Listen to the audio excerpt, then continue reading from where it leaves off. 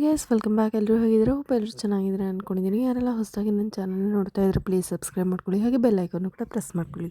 ಇವತ್ತು ತುಂಬಾ ಟೇಸ್ಟಿಯಾಗಿರುವಂಥ ಚಿಕನ್ ಸಾಂಬಾರನ್ನ ಮಾಡೋದು ಹೇಗೆ ಅಂತ ಹೇಳ್ಕೊಡ್ತಿದ್ದೀನಿ. ಬನ್ನಿ ಇದಕ್ಕೆ ಏನೇನು ಬೇಕು ಅಂತ ನೋಡ್ಕೊಳಲ್ಲ. 1 kg ಚಿಕನ್ ತೊಗೊಂಡಿದ್ದೀನಿ. ಕೊತ್ತಂಬರಿ ಸೊಪ್ಪು, ಪುದೀನ, ಕರಿಬೇವಿನ ಸೊಪ್ಪು, ಈರುಳ್ಳಿ, ಟೊಮ್ಯಾಟೊ, ಹಸಿಮೆಣಸಿನ್ಕಾಯಿ, ಚಕ್ಕೆ, ಲವಂಗ, ಸೋಂಪು, ಕಡಲೆಪಪ್ಪು, ಗಸಗಸೆ, ಹಾಗೆ ಧನಿಯಾ ಪುಡಿ, ಖಾರದ ಪುಡಿ ಕೂಡ ತೊಗೊಂಡಿದ್ದೀನಿ. ಮೊದಲಿಗೆ ಒಂದು ಕುಕ್ಕರ್ನ ಇಟ್ಕೊಂಡು ಅದಕ್ಕೆ ಒಂದು 2 ಟೇಬಲ್ ಸ್ಪೂನ್ ಆಗುವಷ್ಟು ಎಣ್ಣೆನ ಸೇರಿಸ್ಕೊತಾ ಇದ್ದೀನಿ. ಎಣ್ಣೆ ಕಾಯಬೇಕು. ಕಾದ ನಂತರ ಸ್ವಲ್ಪ ಕರಿಬೇವಿನ ಸೊಪ್ಪು ಹಾಗೆ ಚಿಕನ್ನ ನಾವು ನೀಟಾಗಿ ವಾಶ್ ಮಾಡಿ ಇಟ್ಕೊಂಡಿದ್ವಿ. ಅರಿಶಿನ ಪುಡಿ ಎಲ್ಲ ಹಾಕ್ಬಿಟ್ಟು ಆ ಚಿಕನ್ನ ಕೂಡ ಸೇರಿಸ್ಕೊತಾ ಇದ್ದೀನಿ.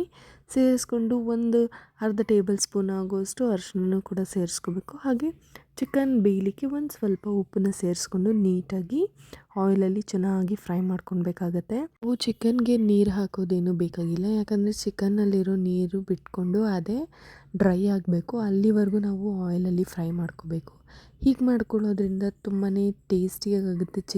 ಚಿಕನ್ನಲ್ಲಿರೋ ವಾಟರ್ ಕಂಪ್ಲೀಟಾಗಿ ಡ್ರೈ ಆಗಬೇಕು. ಅಲ್ಲಿವರೆಗೂ ನೀಟಾಗಿ ಆಯಿಲಲ್ಲಿ ಫ್ರೈ ಮಾಡ್ಕೊಬೇಕು.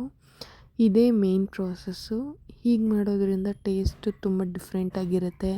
ಒಂಥರ ಸ್ಪೈಸಿಯಾಗಿ ಸ್ಪೆಷಲ್ಲಾಗಿರುತ್ತೆ ಚಿಕನು. ಒಂದು ಸತಿ ನಾನು ಮಾಡಿರೋ ಥರ ನೀವು ಟ್ರೈ ಮಾಡಿ ನೋಡಿ.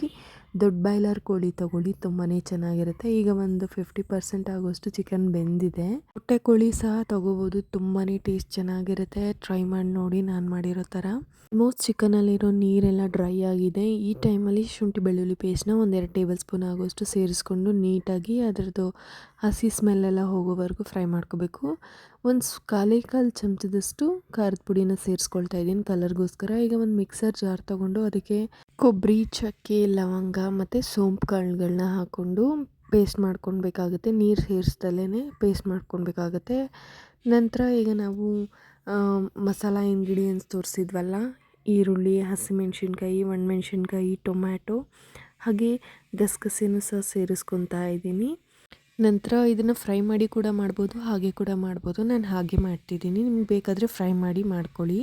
ಹಾಗೆ ಕೊತ್ತಂಬರಿ ಸೊಪ್ಪು, ಪುದೀನ ಸೊಪ್ಪು, ಧನಿಯಾ ಪುಡಿ ಮತ್ತು ಖಾರದ ಪುಡಿ ಎಲ್ಲ ಸೇರಿಸ್ಕೊಂಡು ನೀಟಾಗಿ ಮಿಕ್ಸ್ ಮಾಡ್ಕೋಬೇಕಾಗುತ್ತೆ. ಸ್ವಲ್ಪ ನೀರನ್ನು ಸೇರಿಸ್ಕೊಂಡು ಈಗ ಮಸಾಲೆ ರೆಡಿಯಾಗಿದೆ ನೋಡಿ. ಚಿಕನ್ ಕೂಡ ಎಷ್ಟು ಚೆನ್ನಾಗಾಗಿದೆ ಅಂತ ಹೇಳಿ. ಈ ಟೈಮಲ್ಲಿ ನಾವೇನು ರುಬ್ಬಿಟ್ಕೊಂಡಿದ್ವಲ್ಲ, ಈ ಮಸಾಲೆನ ಹಾಕ್ಕೊಂಡು ಕ್ಲೀನಾಗಿ ಫ್ರೈ ಮಾಡ್ಕೊಳ್ಬೇಕಾಗತ್ತೆ. ಯಾಕಂದರೆ ನಾವು ಯಾವುದನ್ನು ಸಹ ಇಲ್ಲಿ ಆಯಿಲಲ್ಲಿ ಫ್ರೈ ಮಾಡಿ ಹಾಕಿಲ್ಲ. ಸೊ ಅದರಿಂದ ಹಸಿ ಮಸಾಲೆನೇ ಹಾಕಿರೋದ್ರಿಂದ ಚೆನ್ನಾಗಿ ಫ್ರೈ ಮಾಡ್ಕೊಳ್ಬೇಕಾಗುತ್ತೆ. ನಂತರ ಎಷ್ಟು ಬೇಕಷ್ಟು ನೀರನ್ನು ಸೇರಿಸ್ಕೊಂಡು ಉಪ್ಪು, ಖಾರ ಏನಾದರೂ ಕಡಿಮೆ ಆಗಿದ್ರೆ ಈ ಟೈಮಲ್ಲಿ ಚೆಕ್ ಮಾಡ್ಕೊಳ್ಬೋದು. ನಿಮ್ಗೆ ಬೇಕಾದರೆ ಇನ್ನೂ ನೀರು ಥರ ಮಾಡ್ಕೊಳ್ಬೋದು. ಇದು ಪರ್ಫೆಕ್ಟ್ ಆಗಿರುತ್ತೆ. ಸೊ ನಾನು ಲಿಡ್ ಕ್ಲೋಸ್ ಮಾಡ್ತಾ ಇದ್ದೀನಿ. ಕ್ಲೋಸ್ ಮಾಡಿ 1-2 ವಿಷಲ್ ತಗೊಂಡ್ರೆ ಸೂಪರ್ ಆಗಿರುವಂಥ ಸ್ಪೈಸಿ ಆಗಿರುವಂಥ ಚಿಕನ್ ಸಾಂಬಾರು ರೆಡಿನೇ ಆಗಿಬಿಡುತ್ತೆ. ಚಿಕನ್ ಏನಾದರೂ ಬೆಂದಿಲ್ಲ ಅಂತ ಹೇಳಿದ್ರೆ ನೀವು ಇನ್ನೊಂದು ವಿಷಲ್ ತೊಗೊಳ್ಬೋದು. ಸೊ ರೆಡಿಯಾಗಿದೆ chicken sambar. I hope video ಎಲ್ಲರಿಗೂ ಇಷ್ಟ ಆಗಿದೆ ಅಂದ್ಕೊಂಡಿದ್ದೀನಿ. ಇನ್ನಷ್ಟು ಸ್ಪೆಷಲ್ ರೆಸಿಪೀಸ್ಗಾಗಿ ನನ್ನ ಚಾನಲ್ನ ಸಬ್ಸ್ಕ್ರೈಬ್ ಮಾಡೋದನ್ನು ಮರಿಬೇಡಿ. ನಿಮ್ಮ ಒಂದು ಸಪೋರ್ಟ್ ನನಗೆ ಇನ್ನಷ್ಟು ವಿಡಿಯೋಸ್ ಮಾಡಲಿಕ್ಕೆ ಹೆಲ್ಪ್ ಆಗುತ್ತೆ. ಟೇಕ್ ಕೇರ್, ಬಾಯ್.